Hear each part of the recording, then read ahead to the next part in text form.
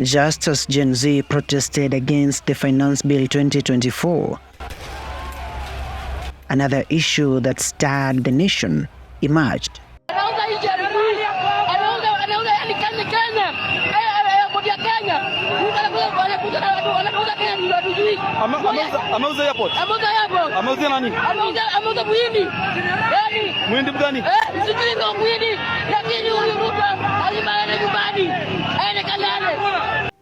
This time, it was about Jomo Kenyatta International Airport, Kenya's busiest airport.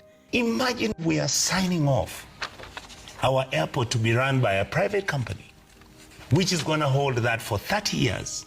And after the contract expires, they would keep equity in that arrangement of our airports at the rate of 18%, eternally. How did somebody sign an agreement like that?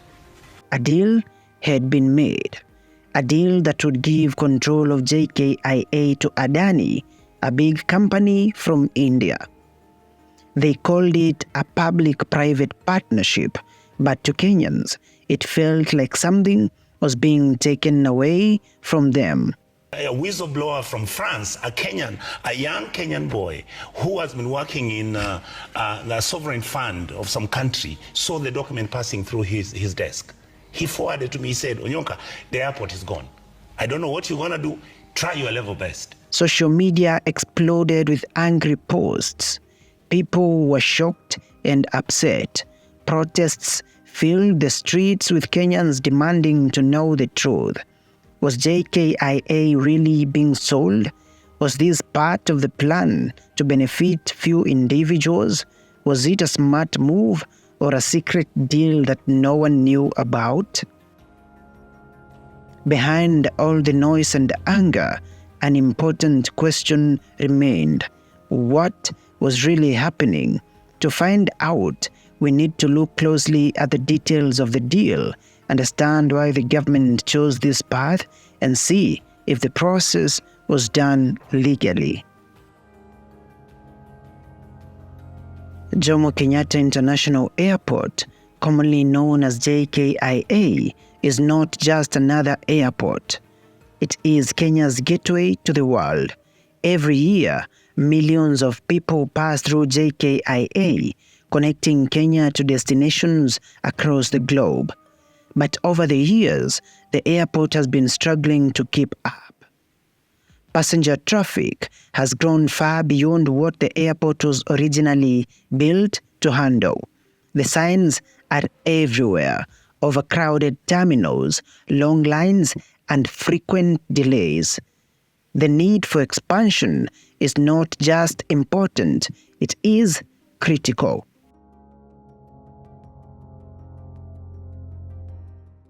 The Kenyan government recognized this urgent need. JKIA needed expansion and modernization to meet the market demands and maintain its status quo across the continent. In March 2024, a month to remember in this report, a proposal came in from the Adani Group, a major international company with a strong track record in building large infrastructure projects. Adani proposed to invest heavily in JKIA's future. The Adani deal is not just about expanding the airport. It is about how this expansion will be financed and what the implications are for Kenya. The deal is structured as a public-private partnership, or PPP.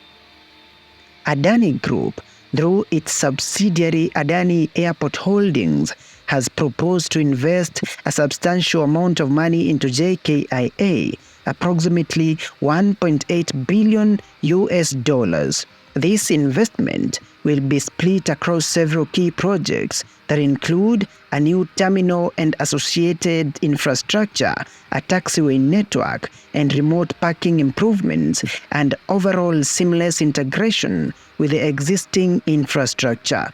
Adani proposes to complete the project by 2035 in phases.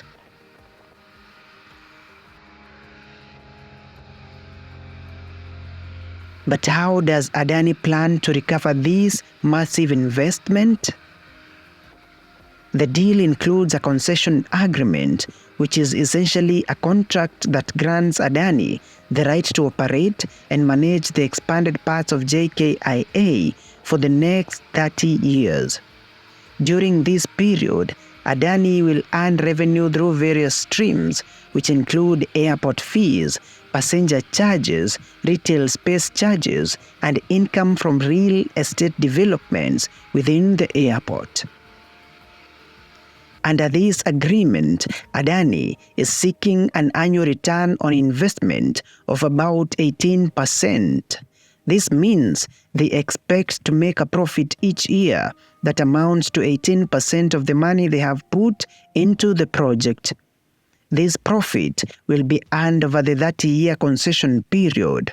Additionally, the deal includes a clause that gives Adani an equity stake in the airport in perpetuity, meaning they could have a long-term financial interest in JKIA even after the concession period ends. What will happen to the current staff of the Kenya Airports Authority? And how will this deal affect the taxes and fees that Kenyan travelers will have to pay? The government's justification for this deal is grounded in a critical need to modernize JKIA to meet international standards.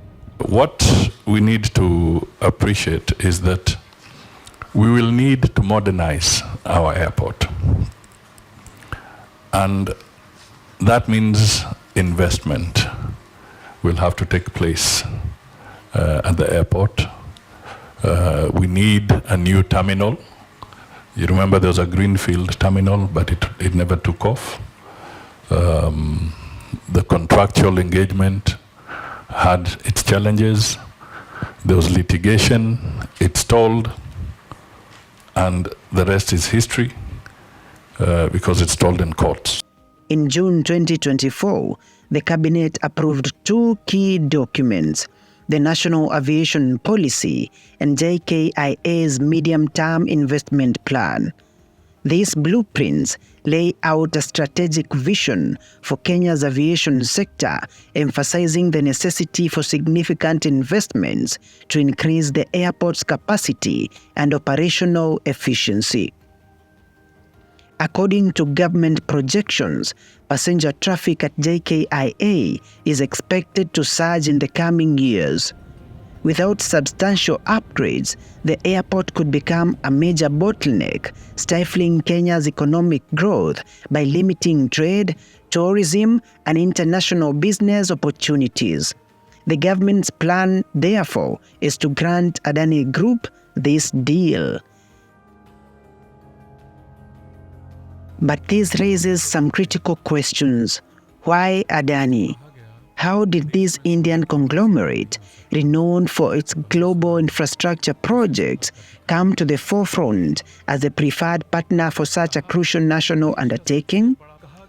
And more importantly, how did Adani know to submit a proposal in March 2024, 3 months before the government officially acknowledged the need for expansion in June 2024?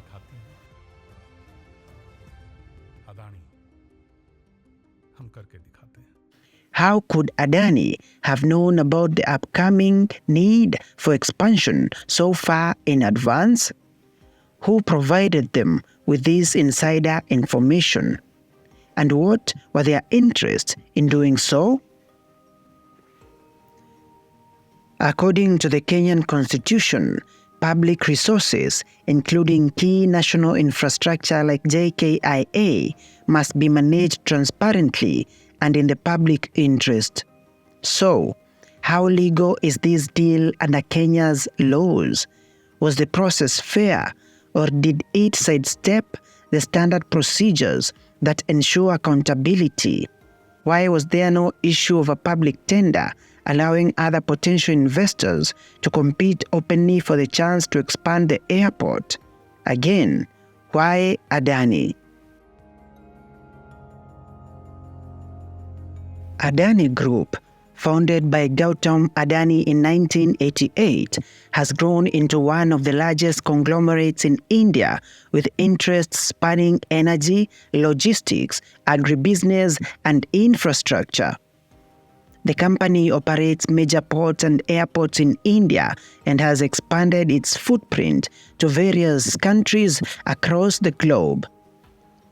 In the aviation sector, Adani has become a key player, managing several airports in India, including those in Mumbai, Ahmedabad, and Lucknow. Their track record in airport development could be one of the reasons the Kenyan government considered them for the JKIA project. However, Adani's rise to prominence has not been without controversy. In 2023, Hindenburg Research released a damning report accusing the Adani Group of organized stock manipulation and accounting fraud. These allegations have cast a shadow over the company's operations and raised concerns about its suitability as a partner for such a crucial project in Kenya. In Kenya, public-private partnerships are governed by a clear legal framework designed to ensure that such arrangements are in the public's best interest. Article 227 of the Kenyan Constitution mandates that procurement processes must be fair, equitable, transparent, competitive, and cost-effective.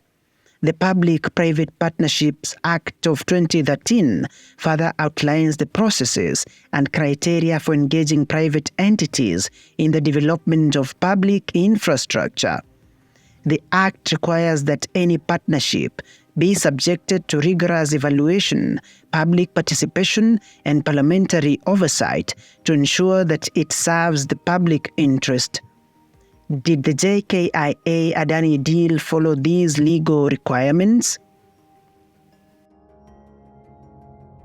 Instead of putting out a public tender, which would have allowed for a competitive bidding process, the government opted to accept a privately initiated proposal from Adani Airport Holdings. This decision has raised significant concerns about the transparency and fairness of the process.